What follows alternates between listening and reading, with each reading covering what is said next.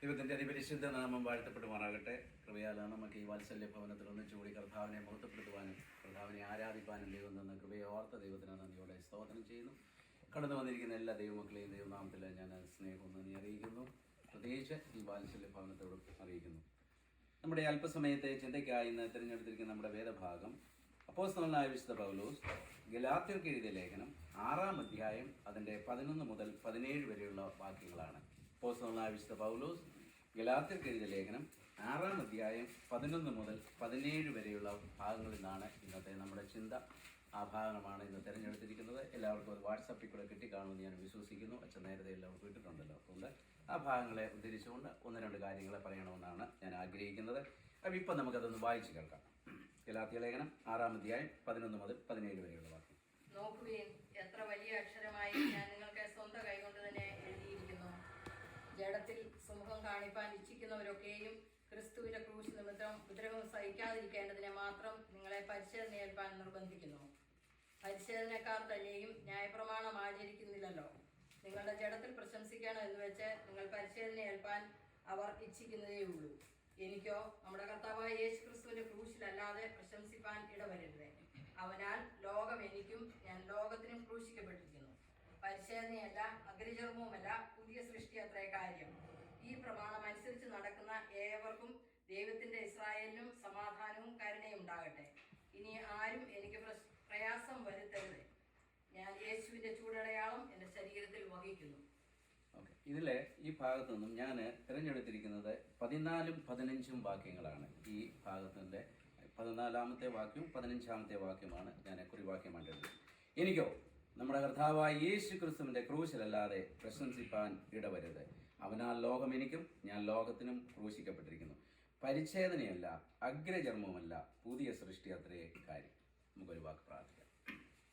ഞങ്ങളെ അതിവാത്സല്യമായി സ്നേഹിക്കുകയും പരിപാലിക്കുകയും ചെയ്ത് ഞങ്ങൾ വാഴ്ത്തപ്പെടുന്ന ദൈവമേ, സ്വർഗ്ഗപിതാവേ, ഈ സന്ധ്യകൾ ഞങ്ങൾക്ക് ഒന്നിച്ച് ഈ വാത്സല്യ ഭവനത്തിലായിരിക്കാനും കർത്താവിനെ മഹത്വപ്പെടുത്തുവാനും തന്ന കൃപയ്ക്കായിട്ട് നന്ദിയോടെ സ്തോത്രം. കടന്നുവന്ന എല്ലാവരെയും അനുഗ്രഹിക്കണമേ. പ്രത്യേകിച്ച് ഈ ഭവനം ഇന്ന് അടിയങ്ങൾക്ക് വേണ്ടി ഒരുക്കിയതിനായി സ്തോത്രം. ഈ ഭവനത്തിൽ വസിക്കുന്നവരെ അനുഗ്രഹിക്കണമേ. കർത്താവ് അല്പസമയം അവിടുത്തെ വചനവുമായി ഞങ്ങൾ അടുത്ത് വരുന്നു. വചനത്തിലെ സത്യങ്ങളെ മനസ്സിലാക്കുവാനുള്ള കൃപ ഞങ്ങൾക്ക് തന്ന് അനുഗ്രഹിക്കണമേ. അടിയൻ്റെ വായിലെ വാക്കുകളും കേൾക്കുന്നതിൻ്റെ ജനത്തിൻ്റെ എല്ലാ ഹൃദയത്തിലെ ധ്യാനവും അങ്ങേക്ക് പ്രസാദകരമായിരിക്കുമാറാകട്ടെ. റീബർത്ത് ത്രൂ ജീസസ് ക്രൈസ്റ്റ്, വീണ്ടും ജനനത്തെ പറ്റിയാണ് നമ്മുടെ ഇന്നത്തെ വിഷയം. അതാണ് ഇന്ന് നമുക്ക് സെലക്ട് ചെയ്തിരിക്കുന്നത്. ഇതിൻ്റെ ഭാഗത്തു നിന്നാണല്ലോ നമ്മൾ വായിച്ചു കേട്ടത്. അപ്പം ഗലാത്യ ലേഖനം 6-ാം അധ്യായം അതിൻ്റെ 11 മുതൽ 17 വരെ, അത് 14ഉം 15ഉമാണ് അതിൻ്റെ കീ വാക്യമായിട്ട് ഞാൻ എടുത്തിരിക്കുന്നത്. നമുക്കറിയാം, ഗലാത്യ ലേഖനം നമുക്ക് എല്ലാവർക്കും വളരെ സുപരിചിതമാണ്. ഈ ഭാഗത്തെ ആസ്പദമാക്കി അനേക പ്രസംഗങ്ങൾ അനേകരിൽ നിന്നും നമ്മൾ കേട്ടിട്ടുണ്ട്. എല്ലാവർക്കും സുപരിചിതമായ ഭാഗങ്ങളാണ്. അതുകൊണ്ട് കൂടുതലായി എനിക്കൊന്നും പറയാനില്ല. എങ്കിലും 1-2 കാര്യങ്ങൾ മാത്രം നമുക്ക് ഒന്നിച്ച് ഷെയർ ചെയ്യണമെന്നാണ് ഞാൻ ആഗ്രഹിക്കുന്നത്. ഗലാത്യ ലേഖനത്തെ പറ്റി പറയുമ്പോൾ അപ്പോസ്തലനായ വിശുദ്ധ പൗലോസ് ഗലാത്യ സഭകൾക്ക് വേണ്ടി എഴുതിയതാണ്. AD 49 അപ്പോസ്തലനായ പൗലോസ് അന്ത്യോക്യയിൽ വെച്ചാണ് ഈ ലേഖനം എഴുതുന്നതെന്നാണ് രേഖപ്പെടുത്തിയിരിക്കുന്നത്. അതിൻ്റെ അപ്പോസ്തലൻ ആയ പൗലോസ് തൻ്റെ മിഷണറി യാത്രയിൽ സ്ഥാപിച്ച സഭകളിൽപ്പെട്ടതാണ് ഈ ഗലാത്യ ലേഖനം. 1-ാം മിഷണറി യാത്രയിൽ സ്ഥാപിക്കപ്പെട്ട സഭകളിൽപ്പെട്ടതാണ് ഈ ഗലാത്യ ലേഖനം, ഗലാത്യ സഭകൾ. അപ്പോൾ ഈ സഭകളിൽ അപ്പോസ്തലനായ പൗലോസ് പഠിപ്പിച്ചതിന് വിപരീതമായിട്ട് ചില പഠിപ്പീരുകൾ പിന്നീട് ഉണ്ടാകുകയുണ്ടായി. അതുകൊണ്ടാണ് അപ്പോസ്തലനായ പൗലോസ് ഈ ലേഖനം എഴുതാനായിട്ട്. നമുക്കറിയാം, അപ്പോസ്തലനായ പൗലോസ് 13 ലേഖനങ്ങൾ എഴുതിയിട്ടുണ്ട്. എബ്രായ ലേഖനം കൂടെ കൂട്ടുകയാണെങ്കിൽ 14 ലേഖന കർത്താവാണ് അപ്പോസ്തലനായ വിശുദ്ധ പൗലോസ്. എന്നാൽ എബ്രായ ലേഖനത്തിൽ ഇപ്പോഴും സംശയമുണ്ട്. അപ്പോസ്തലനായ പൗലോസ് ആണോ എഴുതിയത് അല്ലയോ എന്നൊരു സംശയമുള്ളതുകൊണ്ട് അത് മാറ്റി നിർത്തിയാൽ 13 ലേഖനങ്ങൾ അപ്പോസ്തലനായ പൗലോസ് പുതിയ നിയമത്തിൽ എഴുതിയിട്ടുണ്ട്. ആ 13 ലേഖനങ്ങളിൽ 9 ലേഖനങ്ങളും സഭയോടുള്ള ലേഖനങ്ങളാണ്. അപ്പം കൂടുതലും സഭയാണ് പൗലോസ് അയക്കുന്ന. സഭയെ വിശ്വാസത്തിൽ ഉറപ്പിക്കുക, വിശ്വാസത്തിൽ വളർത്തിയെടുക്കാതെ. 4 ലേഖനങ്ങൾ, തീത്തോസിന് എഴുതിയ ലേഖനം, 1 തീമത്തി, 2 തീമത്തി, ഫിലോമോൻ, ഇതൊക്കെ വ്യക്തിപരമായിട്ടുള്ള ലേഖനങ്ങളാണ് അങ്ങനെ എഴുതിയിരിക്കുന്നത്. അതുകൊണ്ട് ഈ 9 ലേഖനങ്ങൾ നമുക്കറിയാം. നമ്മുടെ ആരാധനാ മധ്യയിലെ നമ്മുടെ വിശുദ്ധ കുർബാനയിലൊക്കെ പൗലോസിൻ്റെ ഒരു ലേഖനം നമ്മൾ വായിക്കാറുണ്ട്. 99% പൗലോസിൻ്റെ ലേഖനത്തിൽ നിന്നായിരിക്കും വായിക്കുന്നത്. യാക്കോബിൻ്റെ ലേഖനത്തിൽ നിന്നും പത്രോസിൻ്റെ ലേഖനത്തിൽ നിന്നും യൂദായുടെ ലേഖനത്തിൽ നിന്നൊക്കെ വായിക്കുന്നുണ്ട്. എങ്കിലും നമ്മുടെ ശുശ്രൂഷ ചെയ്യുന്ന ബഹുമാനപ്പെട്ട പട്ടക്കാർ അവിടെ എന്താ പറയുന്നത്? ആദ്യമേ പറയുന്നതിനാ അപ്പോൾ ഭാഗ്യവാനായ പൗലോസ്ലീഹായുടെ സഭയുടെ ശില്പിയും പണിക്കാരനുമായ പൗലോസ്ലീഹായുടെ കൽപ്പനകളെ വെടിപ്പോടും വിശുദ്ധിയോടും കൂടി, അപ്പോൾ അത്രമാത്രം നമ്മൾ സഭയെ ഉറപ്പിക്കുന്ന ഒരു കൽപ്പനകളാണ് പൗലോസിൻ്റെ ലേഖനങ്ങളിൽ കൂടി നമുക്ക് മനസ്സിലാക്കുവാനായിട്ട് സാധിക്കുന്നത്. അതുകൊണ്ട് നമ്മളത് വായിച്ച് കൂടുതൽ വായിക്കുകയും കൂടുതൽ പഠിപ്പിക്കുകയും വിശ്വാസത്തിൽ ഉറപ്പിക്കുകയും ചെയ്യുന്നതായ ഒരു അനുഭവമാണ് ഈ ലേഖനങ്ങളിൽ കൂടെ നമുക്ക് കാണുവാനായിട്ട് സാധിക്കുന്നത്. എന്നാൽ ഞാൻ പറഞ്ഞല്ലോ, ഈ ഗലാത്യ സഭകളിലും അപ്പോസ്തലനായ പൗലോസ് പഠിപ്പിച്ചത് കർത്താവായ യേശു ക്രിസ്തുവിൽ കൂടി മാത്രം, ക്രൂശിൽ കൂടെ മാത്രമേ രക്ഷയുള്ളൂ. ആ രക്ഷയാണ് നമ്മൾ നേടേണ്ടത്. ന്യായപ്രമാണം, മോശയുടെ ന്യായപ്രമാണോ പഴയ നിയമകാലങ്ങളിലെ ചട്ടങ്ങളോ ആചാരങ്ങളോ അല്ല. കർത്താവായ യേശു ക്രിസ്തു ക്രൂശിൽ മരിച്ചു. ആ ക്രൂശ് മരണത്തിൽ കൂടി, ആ രക്തത്തിൽ കൂടിയാണ് നമുക്ക് രക്ഷയുള്ളത് എന്ന് പഠിപ്പിച്ചു. എന്നാൽ അതിനുശേഷം അന്ന് ഈ ഗലാത്യ സഭകളിലൊക്കെ യഹൂദന്മാര് ക്രിസ്ത്യാനികളായവരായിരുന്നു ഉണ്ടായിരുന്നത്, യഹൂദ ക്രിസ്ത്യാനികളാണ്. അതിനുശേഷം അവിടെ ഈ പുറംജാതിക്കാരിൽ നിന്നൊക്കെ ഈ ക്രിസ്ത്യ വിശ്വാസത്തിലേക്ക് ആളുകൾ വന്നു. അപ്പോൾ പുറംജാതിക്കാരിൽ നിന്നൊക്കെ വന്നപ്പോൾ ഇങ്ങനെ കാലങ്ങളായി അവിടെ ആരാധന നടന്നു, വളരെ ഭംഗിയായിട്ട് കാര്യങ്ങൾ പോയിക്കൊണ്ടിരുന്ന സമയത്ത് ചില കാര്യങ്ങൾ, ചില പ്രശ്നങ്ങൾ അവിടെ ഉണ്ടായി. ഈ യഹൂദ വിശ്വാസി ക്രിസ്തീയ വിശ്വാസത്തിൽ നിന്ന് ചിലരൊക്കെ പറയാൻ തുടങ്ങി. അതുപോലെ തന്നെ അപ്പോസ്തലനായ പൗലോസിനെ അവർ അപ്പോസ്തലനായിട്ട് അംഗീകരിച്ചില്ല. അപ്പോസ്തലത്തെ അവർ ചോദ്യം ചെയ്തു. കാരണം കർത്താവിൻ്റെ ശിഷ്യനല്ല, അതുകൊണ്ട് അപ്പോസ്തലനായ പൗലോസ് അപ്പോസ്തലനല്ലെന്നൊക്കെയുള്ള ഒരു തർക്കങ്ങളും. അതോടൊപ്പം തന്നെ അവർ പറഞ്ഞു, ഒരു പുറംജാതിക്കാരിൽ നിന്ന് വരുന്ന ഒരാൾ ക്രിസ്ത്യാനി ആകണമെങ്കിൽ അവൻ ആദ്യം യഹൂദനായി മാറണം. യഹൂദനായി മാറണമെങ്കിൽ ന്യായപ്രമാണം അനുസരിക്കണം, പരിച്ഛേദന ഏൽക്കണം. പരിച്ഛേദന ഏറ്റതിന് ശേഷമേ അവർക്ക് അങ്ങനെ യഹൂദനായതിനു ശേഷമേ അവരെന്താകാൻ പാടുള്ളൂ, ഒരു ക്രിസ്ത്യാനിയാകാൻ പാടുള്ളൂ എന്നൊരു പഠിപ്പീരുകളും ആശയക്കുഴപ്പങ്ങളും ചിന്താകുഴപ്പങ്ങളൊക്കെ അവിടെ ഉണ്ടായി. അപ്പം ഇങ്ങനെ അവിടുത്തെ പ്രശ്നങ്ങൾ പോലെ നമുക്കറിയാമല്ലോ, ശാന്തമായി പോകുന്ന സ്ഥലങ്ങളിലൊക്കെ ചില കാര്യങ്ങളൊക്കെ ഇടയ്ക്ക് കയറി വന്ന് കുത്തിത്തിരിപ്പുകൾ ഉണ്ടാക്കുന്ന ചില സംഭവങ്ങളൊക്കെ നമുക്കറിയാം. നമ്മുടെയൊക്കെ എല്ലാ ജീവിത സാഹചര്യങ്ങളിലും അല്ലാത്തൊക്കെ നമ്മൾ കാണുന്ന ഒരു കാര്യങ്ങളാണ്. അപ്പോൾ അങ്ങനെ വന്ന പഠിപ്പീരുകൾ വന്ന പാദങ്ങൾ പ്രശ്നങ്ങളായി. ഇതറിഞ്ഞ പൗലോസ് അവരെ ഒന്നുകൂടി കറക്റ്റ് ചെയ്യുന്നതിന് വേണ്ടി, ഞാൻ നിങ്ങളോട് പഠിപ്പിച്ചതിന് വിപരീതമായിട്ട് ആണോ നിങ്ങൾ പഠിപ്പിക്കുന്നതെന്ന് ചോദിച്ച് അപ്പോസ്തലനായ പൗലോസ് എഴുതുന്ന ഒരു ലേഖനമാണ് ഈ ഗലാത്യ ലേഖനം. അതുകൊണ്ടാണ് അതിൻ്റെ 1-ാം അധ്യായത്തിൻ്റെ 8-9 വാക്യങ്ങളിലേക്ക് പറയുന്നത്. 1-ാം അധ്യായത്തിൻ്റെ 8-9 വാക്യങ്ങൾ നമ്മൾ വായിക്കുമ്പോൾ നമുക്ക് മനസ്സിലായി, ഞങ്ങൾ നിങ്ങളോട് അറിയിച്ചതിന് വിപരീതമായി ഞങ്ങളാകട്ടെ, സ്വർഗത്തിൽ നിന്നൊരു ദൂതനാകട്ടെ, നിങ്ങളോട് സുവിശേഷം അറിയിച്ചാൽ അവൻ ശപിക്കപ്പെട്ടവനാകുന്നു.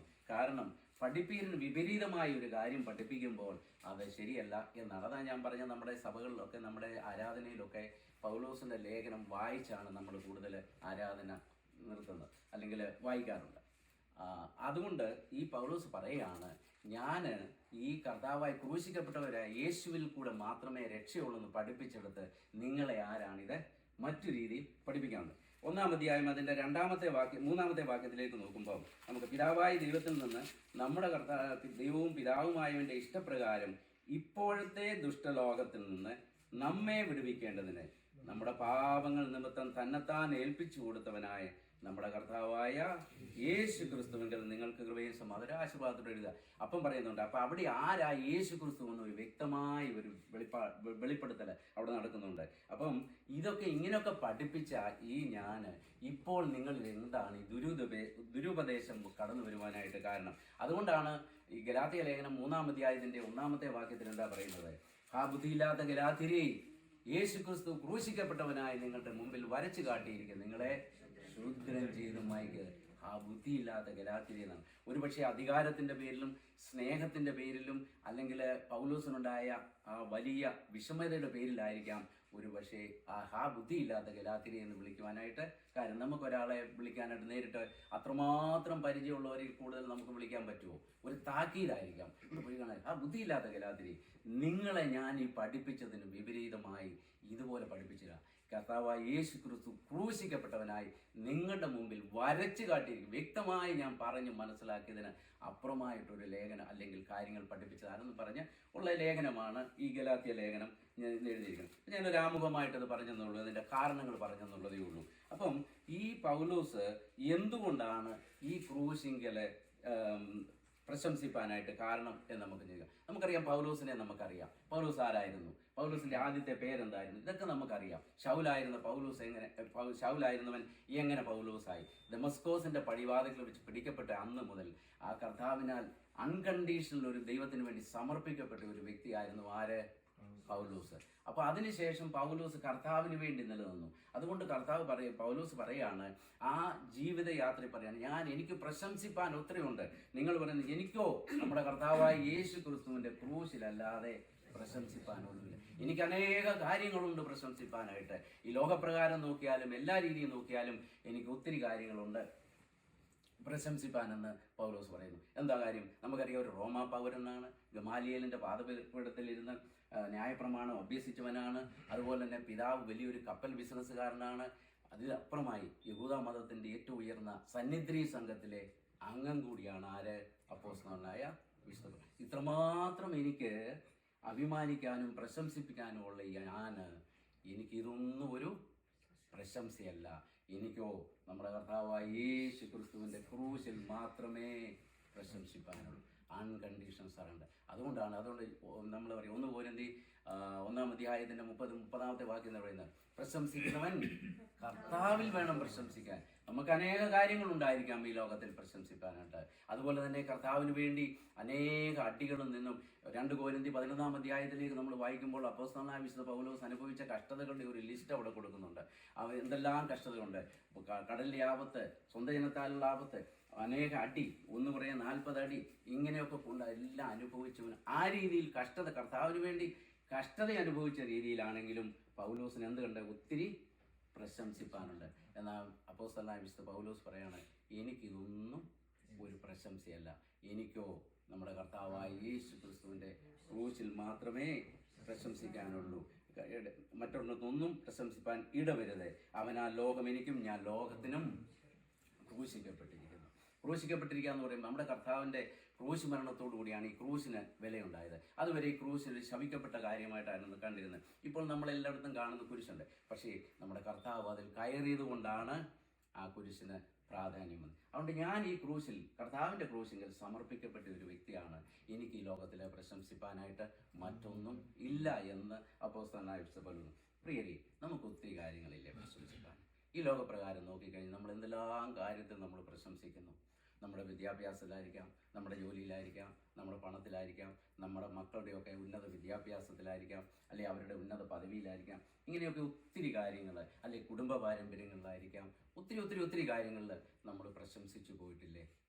അപ്പം അതൊക്കെ താൽക്കാലികമാണ്. ഇവിടെ ഇന്ന് നമ്മൾ പ്രശംസിക്കുന്നത് നാളെ നമുക്കത് ശാപമായോ ദുഃഖമായോ തീരുവാനുമായിട്ട് സാധിക്കും. മക്കളെ ചൊല്ലി തീർച്ചയായിട്ടും ഒരു കുടുംബജീവിതത്തിൻ്റെ ഏറ്റവും അനുഗ്രഹിക്കപ്പെട്ട കാര്യമാണ് മക്കളെ അവരൊക്കെ നല്ല പദവിയിൽ എത്തുക എന്നുള്ളതും ഏറ്റവും നല്ല കാര്യമാണ്.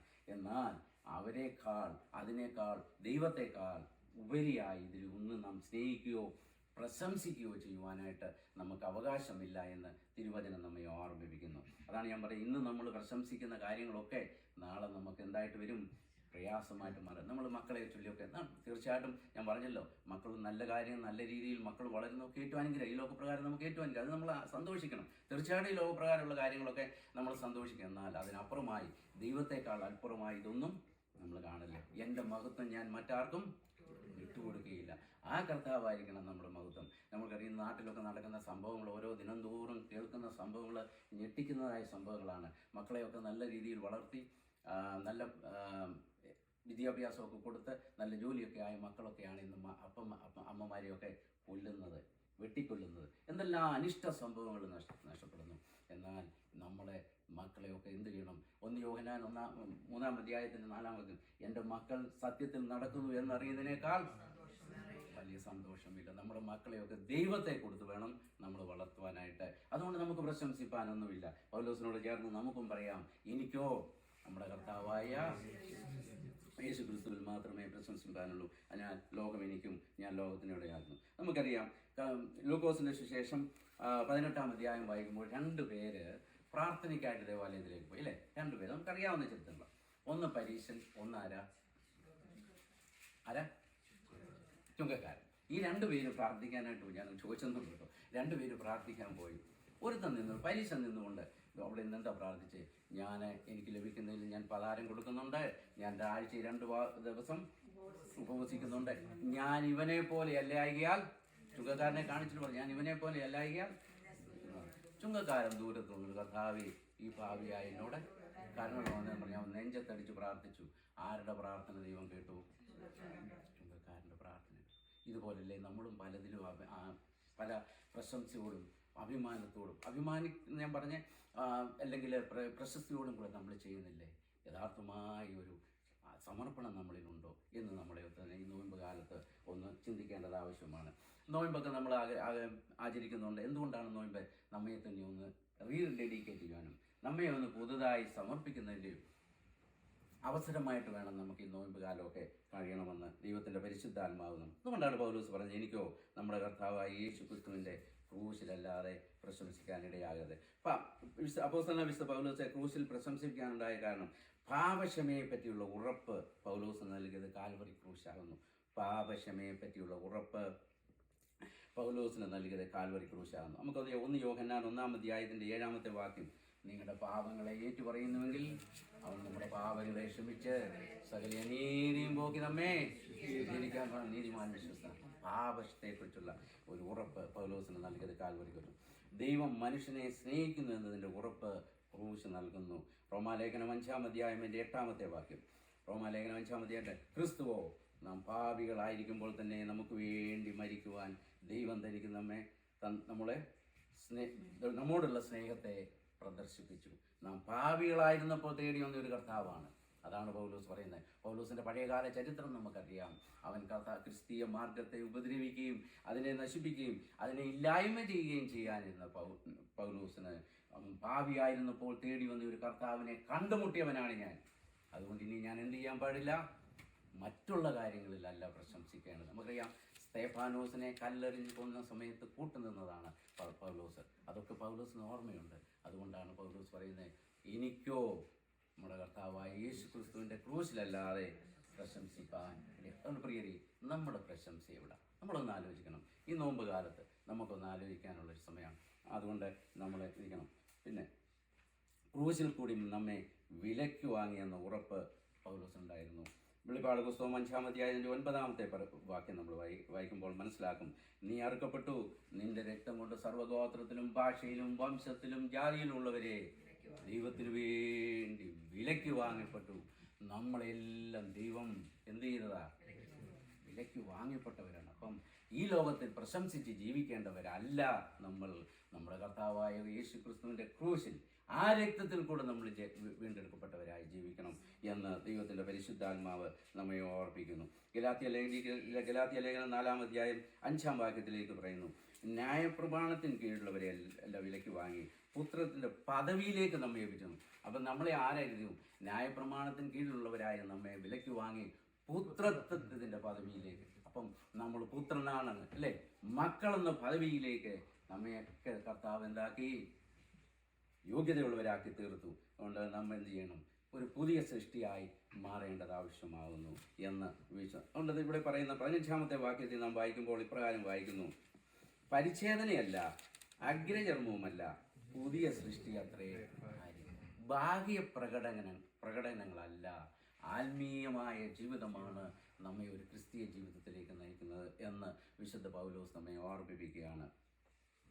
നമുക്കറിയാം, നമ്മളൊക്കെ ഇവിടെ ഇരിക്കുന്നവരെല്ലാം വീണ്ടും ജന്മം പ്രാപിച്ചവരാണെന്നുള്ള കാര്യം നമുക്കെല്ലാവർക്കും അറിയാം. അപ്പം ബാഹ്യപ്രകടനം കൂടി വായിക്കണം. ഒരുവൻ ക്രിസ്തുവിലായാൽ അവൻ പുതിയ സൃഷ്ടിയാകണം. പുതിയതായി നമ്മൾ ചെയ്യണം. പഴയത് അതിൻ്റെ വസ്ത്രത്തോടു കൂടി നമ്മളെ ഉരിഞ്ഞു കളയണം. എന്നാൽ പഴയ സ്വഭാവങ്ങളൊക്കെ നമ്മളിലേക്ക് എന്തുവരെ കടന്നു വരാറുണ്ട്. ചില സാഹചര്യങ്ങളിലൊക്കെ നമ്മളിലേക്ക് കടന്നു വരുവാനായിട്ട് സാധിക്കുന്നുണ്ട്. എന്നാൽ നമ്മളൊക്കെ ആ സാഹചര്യങ്ങളെയൊക്കെ എന്ത് ചെയ്യണം? അതിജീവിക്കുവാനുള്ള ഒരു കൃപ ദൈവത്തിൽ നിന്ന് നാം പ്രാപിക്കണം. അതുണ്ട്. ഗലാത്യ 5-ാം അധ്യായം 1-ാം വാക്യം നമ്മൾ ഇപ്രകാരം വായിക്കുന്നു. 5:1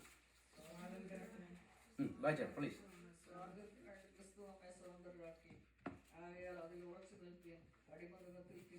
കുടുങ്ങിപ്പോകരുത്. സ്വാതന്ത്ര്യത്തിനായിട്ടാണ് നമ്മെ വിളിച്ചത്. നമ്മളെ രക്ഷിച്ച ഒരു കർത്താവുണ്ട്. നമ്മളെ സ്വാതന്ത്ര്യം. വീണ്ടും നമ്മൾ ആ പഴയതിലേക്ക് പോകരുത്. അതാണ് അടിമ നുഖത്തിൽ വീണ്ടും നമ്മളെ കുടുങ്ങിപ്പോകരുതെന്ന് പറയുന്നത്. അതുകൊണ്ട് നമ്മൾ എന്ത് ചെയ്യണം? നമ്മളൊരു പുതിയ സൃഷ്ടിയായി ദിനംതോറും ജീവിക്കേണ്ടത്. അത് ഗലാത്യ ലേഖനം 2-ാം അധ്യായത്തിന്റെ 20-ാമത്തെ വാക്യത്തിൽ പ്രകാരം നാം വായിക്കുന്നു, ന്യായപ്രമാണം സംബന്ധിച്ച് മരിച്ച് നാം വീണ്ടും ന്യായപ്രമാണം സംബന്ധിച്ച് നമ്മൾ മരിച്ചവരാണ്. അതുകൊണ്ട് പരിച്ഛേദനയല്ല, അഗ്രകർമ്മവുമല്ല, പുതിയ സൃഷ്ടിയായിട്ട് നമ്മൾ എന്ത് ചെയ്യണം? നമ്മൾ മാറണം, നമ്മൾ ജീവിക്കണം. പുതിയൊരു സൃഷ്ടിയായി നമ്മൾ ജീവിക്കേണ്ടത് ആവശ്യമാകുന്നു എന്ന് ദൈവത്തിൻ്റെ പരിശുദ്ധാത്മാവ് നാം എല്ലാവരും അറിയുന്നു. പ്രിയപ്പെട്ടവരെ, ഞാൻ പറഞ്ഞല്ലോ, നമ്മളിവിടെ എല്ലാവരും രക്ഷിക്കപ്പെട്ടവർ, ഇവിടെ വന്നിരിക്കുക. അതുകൊണ്ടാണല്ലോ നമ്മൾ ഈ പ്രാർത്ഥിക്കുന്നത്. നമ്മളെല്ലാവരും വീണ്ടും ജനിക്കപ്പെട്ടവരാണ്. എന്നാൽ എവിടെയെങ്കിലും നമ്മൾക്കൊരു വീഴ്ച സംഭവിച്ചോ എന്ന് നമ്മൾ ഓർക്കണം. മനുഷ്യരാണ്, സാഹചര്യങ്ങളാണ് നമ്മെ പലതിലേക്കും മാറ്റിവെന്ന് വരാം. നമ്മുടെ തീരുമാനങ്ങളിൽ മാറ്റം വന്നെന്ന് വരാം. നമ്മുടെ അല്ലെങ്കിൽ എവിടെയെങ്കിലുമൊക്കെ നമുക്ക് വീഴ്ചകൾ വന്നെന്ന് സംഭവിക്കുമെന്ന് വരാം. നമുക്കറിയാം, അപ്പോൾ നമ്മുടെ യേശുക്രിസ്തുവിൻ്റെ ഏറ്റവും ഒന്നാമത്തെ ശിഷ്യനായിരുന്ന പത്രോസിനെ നമുക്കറിയാം. മത്തായിയുടെ സുവിശേഷം 16-ാം അധ്യായം 16-ാം വാക്യം വായിക്കുമ്പോൾ യേശുക്രിസ്തു ശിഷ്യന്മാരോട് ചോദിക്കുന്നു, നീ മനുഷ്യർ എന്നെപ്പറ്റി എന്ത് പറയുന്നു? അപ്പം കർത്താവ് ശിഷ്യന്മാർ പറഞ്ഞു, നിന്നെ ഒരു പ്രവാചകനായിട്ട് പറയുന്നു, നീ യോഹന്നാൻ സ്നാപകൻ എന്നൊക്കെ പറയും. ഓക്കെ, അവരെന്തൊക്കെ പറയട്ടെ, നിങ്ങൾ എന്നെക്കുറിച്ച് എന്ന് പറയും. അപ്പോഴത്തെ മറുപടിയാണ് പത്രോസ് പറഞ്ഞ എന്നാ, ഈ ജീവനുള്ള ദൈവത്തിൻ്റെ പുത്രനാവെന്ന് പറയുന്നു. അപ്പം പറയുന്നു, ബെരയോന ശിമോനെ, നീ എല്ലാം നിന്നെ കണ്ട് പറയുന്ന അനുഗ്രഹങ്ങളൊക്കെ കൊടുക്കുന്നു അല്ലേ? നമുക്കറിയാം, സ്വർഗത്തിൽ നീ ഇവിടെ കെട്ടപ്പെടുന്നൊക്കെ കിട്ടും, സ്വർഗത്തിൽ കിട്ടുന്നൊക്കെ പറഞ്ഞു കൊടുത്തു. ആ പത്രോസ് 26-ാം അധ്യായത്തിലേക്ക് വരുമ്പോൾ യേശുവിനെ തള്ളി പറയുന്ന അനുഭവമായിട്ട് വരുന്നു. നമുക്ക് നോക്കണം, ഞാൻ കർത്താവിനോട് പറയുന്നത്, ഞാൻ നിന്നോടുകൂടി മരിക്കേണ്ടി വന്നാലും തള്ളി പറയുകയില്ലെന്ന് പറയുന്ന പത്രോസ് തള്ളി പറഞ്ഞതായിട്ട് നമുക്ക് കാണാം. 16-ാം അധ്യായത്തിൽ യേശുവിനോട് പറഞ്ഞു, നീ ജീവനുള്ള ദൈവത്തിൻ്റെ പുത്രൻ എന്ന് പറഞ്ഞു. ആ പത്രോസ് 26-ാം അധ്യായത്തിൽ വരുമ്പോൾ അത് സുവിശേഷങ്ങളൊക്കെ പറയുന്നുണ്ട്. എന്ത് പറയുന്നു? തള്ളി പറയുന്ന അനുഭവങ്ങളിലേക്ക് വരുന്നതായിട്ട് കാണുവാൻ. പ്രിയരെ, നമ്മൾ ഇതുപോലെ സാഹചര്യത്തിൻ്റെ പേരിൽ ചിലപ്പോഴൊക്കെ കർത്താവിനെ തള്ളി പറഞ്ഞിട്ടില്ലേ? അത് ചില ആവശ്യങ്ങളായിരിക്കാം, ചില സാഹചര്യങ്ങളായിരിക്കാം. അതൊക്കെ നമ്മൾ ഇന്നൊന്ന് ഒരു യഥാസ്ഥാനപ്പെടുത്തുവാനുള്ള അവസരമായി ഈ നോമ്പ് കാലം തരണം. അതുകൊണ്ട് നമ്മളൊരു പുതിയ സൃഷ്ടിയായി മാറണമെന്ന് ദൈവത്തിൻ്റെ പരിശുദ്ധാത്മാവ് നമ്മെ ഓർമ്മിപ്പിക്കുന്നു. അതുകൊണ്ട് ഭാഗ്യകർമ്മങ്ങളെക്കാൾ ഈ കർത്താവായ യേശു ക്രിസ്തുവിൽ കൂടിയുള്ള രക്ഷ നമ്മൾ പ്രാപിച്ചവരാണ്. അതിൽ നിന്ന് ഈ രക്ഷിക്കപ്പെടുക അല്ലെങ്കിൽ വീണ്ടും ജനനം എന്ന് പറഞ്ഞ് ഒരു ദിവസം കൊണ്ട് നടക്കേണ്ട കാര്യം, അല്ലെങ്കിൽ നടന്നു തീരുന്നതല്ല. ദിനംതോറും നമ്മൾ എന്ത് ചെയ്തുകൊണ്ടിരിക്കണം? രക്ഷിക്കപ്പെട്ടുകൊണ്ടിരിക്കണം. നമ്മളിൽ കുറവുകളുണ്ട്. ഞാൻ പറഞ്ഞല്ലോ, പാപ സ്വഭാവങ്ങളുണ്ട്. ലോക സാഹചര്യത്തിൽ നമ്മൾ ജീവിക്കുമ്പോൾ പല തെറ്റുകളിലും നമ്മൾ പെട്ടുപോകാനായിട്ട് സാധ്യതയുണ്ട്. അന്ന് ആ തെറ്റിനെയൊക്കെ ഏറ്റുപറഞ്ഞ് കർത്താവിൻ്റെ സന്നിധിയിലേക്ക് ഒരു മടങ്ങി വരവിൻ്റെ അനുഭവമായിരിക്കണം ഈ നോമ്പുകാലം. 51-ാം സങ്കീർത്തനം നാം വായിക്കുമ്പോൾ എന്താ വായിക്കുന്നത്? ദൈവമേ, നിന്റെ ദയയ്ക്ക് തക്കവണ്ണം എന്നോട് കരുണയുണ്ടാകണം, നിന്റെ കരുണയുടെ ബോധപ്രകാരം എൻ്റെ പാപങ്ങളെയൊക്കെ മായ്ക്കണം. എന്നിട്ട് അതിൻ്റെ 12-ാമത്തെ വാക്യത്തിൽ വരുമ്പോൾ നമ്മൾ വായിക്കും, നിന്റെ രക്ഷയുടെ സന്തോഷം തീയത്തിന്. ആ രക്ഷയുടെ നമ്മൾ വീണ് പോയിട്ടുണ്ടെങ്കിൽ തിരിച്ച് ആ രക്ഷയുടെ സന്തോഷത്തിലേക്ക് നമ്മൾ പ്രൈസ് ദി ലോർഡ്. നമ്മളെ രക്ഷയുടെ സന്തോഷം, നമ്മളൊക്കെ മനുഷ്യരാണ്, ഞാൻ പറഞ്ഞല്ലോ. അതുകൊണ്ട് നമ്മളൊരു രക്ഷയുടെ സന്തോഷത്തിലേക്ക് മടങ്ങി വരേണ്ടതില്ല.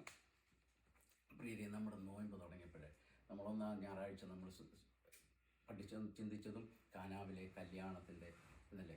കാനാവിലെ കല്യാണത്തിന് എന്താ പറ്റിയേ? അവിടെ വീഞ്ഞിൻ്റെ കുറവുണ്ടായി. കർത്താവ് വീഞ്ഞിൻ്റെ പരിഹരിച്ച് അവിടുത്തെ പ്രശ്നങ്ങളെ പരിഹരിച്ചു. പച്ചവെള്ളത്തെ കർത്താവ് എന്താക്കി മാറ്റി? വീഞ്ഞാക്കി മാറ്റി. എന്നാൽ ആ വീഞ്ഞിനെ കാൽവരി ക്രൂശിൽ നമ്മുടെ കർത്താവ് രക്തമായി നമുക്കൊക്കെ തന്ന് ജീവൻ്റെ രക്ഷയായി വീണ്ടെടുപ്പിൻ്റെ അനുഭവമാക്കി തീർത്തു.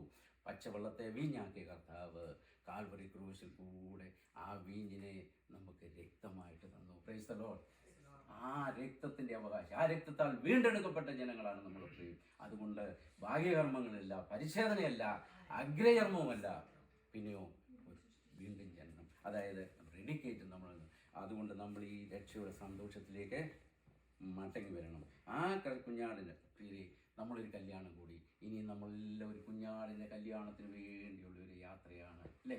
ആ യാത്രാ മധ്യേ വീഴ്ചകളുണ്ടാകാം, കുറവുകളുണ്ടാകാം. തിരിച്ച് നമ്മളൊരു മടങ്ങി വരവ്, ഒരു യഥാസ്ഥാനപ്പെടുത്തൽ നമുക്കെല്ലാവർക്കും ആവശ്യമാകുന്നു. അതുകൊണ്ട് നമ്മളെ തന്നെ എല്ലാവർക്കും ഒന്ന് റീഡെഡിക്കേറ്റ് ചെയ്ത്, അല്ലെങ്കിൽ വീണ്ടും ഒരു സമർപ്പണത്തിൻ്റെ, ഒരു യഥാസ്ഥാനപ്പെടുത്തലിൻ്റെ അനുഭവമാക്കി നമ്മൾ നോയമ്പിൽ ആഹാരം മാത്രം പിടിയുന്നല്ല, നമ്മെ തന്നെ ഒന്ന് വിലയിരുത്തുന്നതിൻ്റെ അനുഭവമാക്കി ഈ നോമ്പ് കാലം തീരണം. അതുകൊണ്ട് പൗലോസ് പറഞ്ഞ്, എനിക്കോ നമ്മുടെ കർത്താവായ യേശു ക്രിസ്തുവിൻ്റെ എല്ലാവരും പ്രശംസിക്കാം. നമുക്ക് പ്രശംസിപ്പാൻ ഒത്തിരിയുണ്ട് ലോകപ്രകാരം. പക്ഷേ നമ്മൾ എന്ത് ചെയ്യണം? അതുകൊണ്ട് നമ്മൾ ഈ വീണ്ടും ജനനത്തിൻ്റെ അനുഭവത്തിലേക്കായിത്തീരണമെന്ന് ദൈവത്തിൻ്റെ പരിശുദ്ധാത്മാവ് നമ്മെ ഓർക്കും. നമുക്കതുകൊണ്ട് ഈ വീണ്ടും എന്തെങ്കിലും കുറവുകൾ നമ്മുടെ ജീവിതത്തിൽ വന്നു പോയിട്ടുണ്ടെങ്കിൽ അതൊക്കെ ദൈവസന്നിധിയിലേറ്റ് പറയാം. നമ്മളെ തന്നെ ദൈവസരങ്ങളിൽ സമർപ്പിക്കാം. കുഞ്ഞാടിൻ്റെ കല്യാണത്തിന് വേണ്ടി നമുക്ക് ഒരുങ്ങാം.